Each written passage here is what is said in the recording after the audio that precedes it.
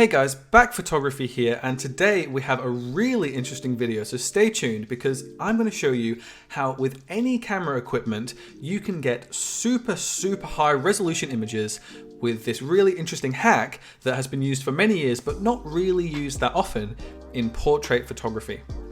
So today I'm going to be shooting with a Sony a7R II and a Sigma 85mm 1.4 lens, but you can do this with any camera that you have at your disposal, even if it's a really cheap camera, just as long as you're able to change the lens that is on the camera. Anything will do.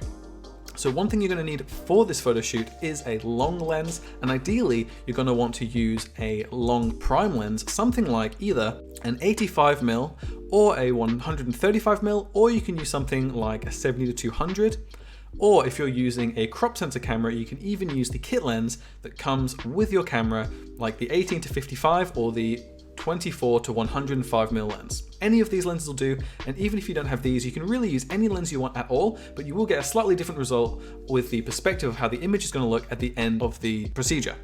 So if you're new to the channel, please leave a like and subscribe. It really helps me out a lot in this channel. And let's get right into this photo shoot and have a look at how I got these massive images using this camera hack that anyone can use on their camera.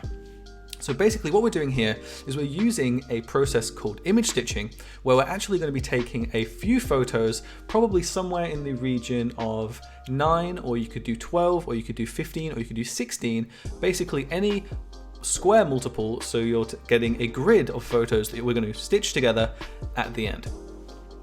So if you're using a entry-level DSLR, something like that, you're going to want to take a few more photos than I took for my photos that I stitched together to achieve the same amount of megapixels in size in your image. So here is how you actually take these photos so that you can stitch them together later on in Photoshop or your editing software of choice.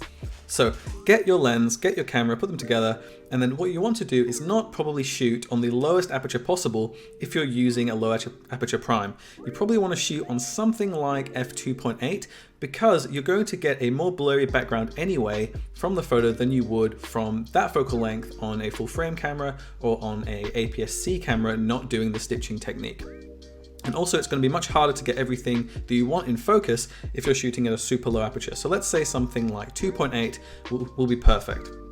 Then what you're going to want to do is you're going to want to use manual focus, and also you're going to want to go right into the subject that you're shooting and focus on that point so that you have your focus set up for the entire image. So because I'm shooting a model here, I'm going to focus the lens on her eyes and then keep it in manual focus and then shoot top left, the first frame that I would like to shoot, and then shoot the top middle and then the top right, all in manual focus, not changing the focal point. And I'm also not going to be changing where the camera is positioned. I'm just going to be changing the angle which the camera is shooting. So I'll take the first row from top left to top right. Then I'm going to do the same thing in the middle section, and I'm going to make sure that all of these photos overlap so I'm not missing any data when I stitch these photos together. Going from left to right again, middle left, middle, and then middle right. And then same thing again, not moving the camera's position, but just moving its rotation and shooting the bottom left, the bottom middle, and then the bottom right again. So it's super important when you're using this technique to keep your camera on the same focal plane and the same distance away from your subject at all times. Because if you don't, what happens is different parts of the frame that you're going to be stitching together are going to be at different depths of field, and it's going to look strange because some parts are going to be blurry at further away distances than others. This is the main reason you want to keep your camera in the same position and then just rotate it slightly when you're taking these photos. Now this isn't an exact science and it's still going to produce slight discrepancies, but hopefully you won't actually see the differences because the distances will be quite minimal. And it's really good to use a tripod for something like this because then you're going to be 100% sure that your camera isn't going to move at all when you're doing these rotations and taking the different photos. But if you don't have a tripod, or if you don't like using a tripod, it's totally fine to do it handheld. It just means you might have to try a few different times before you get the perfect stitched image. And in this photo shoot, I actually did a few different attempts, and there were a few photos that didn't really work out that well. So don't worry if you do a few and they don't turn out very well, just keep trying, and eventually you'll get a few photos that stitch together really nicely and produce a really beautiful high resolution image. So now what we're going to do is go and have a look at 3 photos that we stitched together from this photo shoot. Now, a couple of them were shot at really low apertures and were just more of an experiment. So they're not the super sharpest photos you've ever seen in your life. So feel free, if you subscribe to the channel, to roast me in the comments about their slightly unsharpness. But let's jump right in and have a look at them now.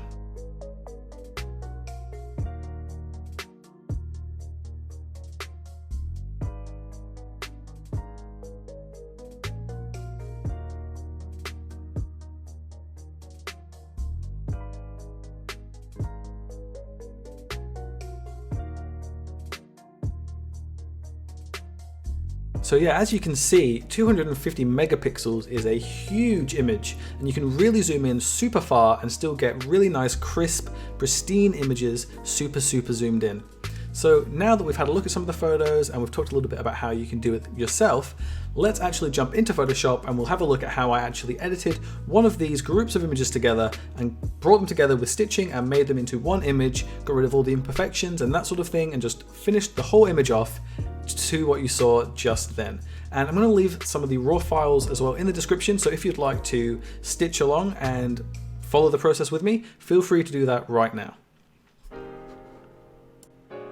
Alright, so now we're in Photoshop. The first thing you want to do is click File, then Automate, and then Photo Merge. And now we have a few options here, but we're going to leave the layout on auto because Photoshop is actually pretty good at working out what the perspective was meant to be, and it will sort of do its magic and get the photo looking in the right perspective. Now what we want to do is go to the Browse button and import all of the photos we want to stitch together. If all of these photos are already stitched together, you can actually click the Add Open Files button and it'll automatically pick all of the files that are already open in Photoshop. But we haven't opened anything open yet, so we're going to click Browse. Then what we're going to do is we're going to go to the shoot that we wanted to do, and basically we're just going to click all of the images and import them.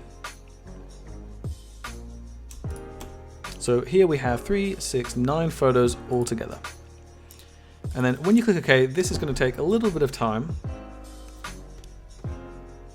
And depending on how fast your computer is, this could take 20 seconds, could take 5 minutes, could take 10 minutes. So we're going to get right back when it's finished doing its thing. Okay, so here is the image we have all stitched together. And as you can see, it's not a perfect square. If you'd shot on a tripod and spent a lot of time getting it perfect, you might have been able to get a square, but at the moment it really doesn't matter, and we can fix all of these problems anyway. So one thing you could do is you could actually just crop in, and you could crop all of the image that is there, and you could do something like that, and you could just crop it and then you could call it a day. But because this is a camera hack and we're trying to make the biggest image possible, we're actually going to use Photoshop's autofill tools and get rid of any of these blank spaces here by autofilling what the computer thinks should be in the image. Now you don't have to do this, but I'm just going to do it because it's interesting and it's just another technique that you can use in your own photos and use it how you like. So the first thing we're going to do is I'm just going to flatten the image into one big image.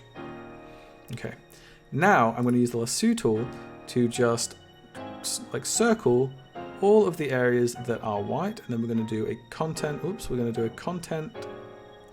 fill. So basically just do that, and then with this layer locked, you can click the delete button. And because the image is locked, it can't actually delete it. It's going to ask you to do a content-aware deletion, which it fills in what it thinks should be there. So then you just have to wait a little while for it to fill, and it will fill it. And this doesn't always work, but sometimes it gets it just right, and you wouldn't even know. So that's pretty close, but this area here just looks a little bit strange, so we're just going to do it one more time. And then we're just going to use the patch tool to drag over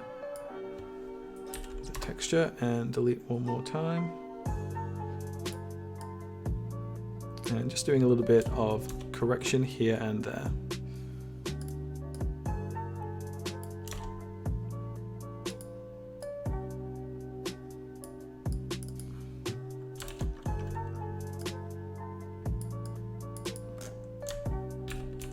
You know, you can spend a lot of time on getting it perfect, but for the interest of time, I'm just going to finish it right there and keep doing my content aware deletion.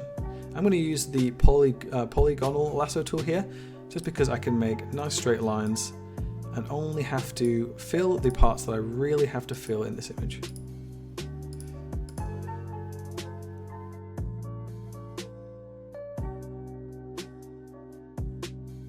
Right, so now that's done, and now we just have a little bit up here, and that is everything.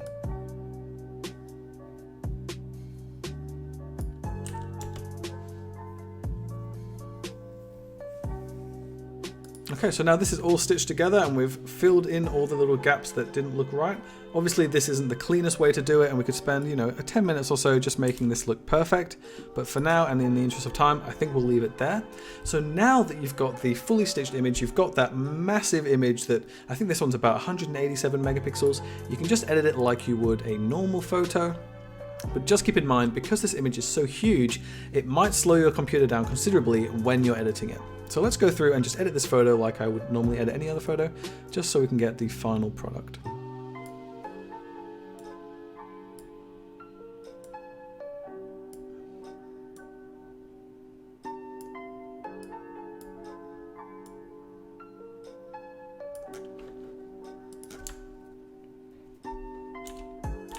So I'm just going to add a little bit of clarity to the eyes, because as you can see, they're not quite sharp, which is a bit of a shame, but I think the photo still looks nice. This technique is really quite difficult to do, and I'm quite new to it as well, so I'm sure I'll improve with time, and as will everyone who tries it. It's just one of those things where it's quite difficult to get the image perfect, because you're doing it handheld, you're stitching it all together afterwards, and you really don't know how it's going to turn out until after you've finished doing it. But even so, I think the image looks quite good, and I think it's about as sharp as it would be anyway if I just shot one image and didn't do any of this stitching. And I kind of like how, even though I was shooting on an 85mm, you get quite a wide image because you're stitching 3 images together. It's almost like you get a 35mm or something like that, similar focal length using this image stitching technique. So you get a real idea of the background, and it just gives a bit more depth to the image with that blurriness as well. So you get the best of both worlds. You get the blurriness of an 85, and then you get all of the extra data that you would see in the background from a 35. And I would say that probably the 35 and 85 are my favorite lenses, because they both have a really low aperture of f1.4, so you can get really nice blurry backgrounds. They're also both quite fast at focusing, and also they are wildly different with the compositions that you can make as well. So that's everything we're going to do in Camera Raw. As you can see, it takes a lot longer for things to happen when you're shooting and editing on 180 or even 250 megapixel images, I should say. And I'm really interested how far you can actually go with this with modern technology. With the best computers and the best cameras, how big can you make a portrait? Can we make it a gigapixel? Can we make it a petapixel? Be really cool to see what you guys come up with on Instagram. So if you're interested in showing me some of your work, I'm always interested in seeing that on Instagram. Just send me a PM and show me some of your work, show me some of your image stitching work. I'd love to see what you guys can come up with this as well, because this was kind of an impromptu shoot, really. I booked Lizzie here just a couple days before the shoot, and I just said, hey, are you interested in doing this shoot for YouTube? And she was like, yep, sounds good. So yeah, we got quite lucky organizing this at the last minute, and I think it turned out pretty well. So we're just going to clean up some of the skin here, and then that's everything that we're going to do for this image.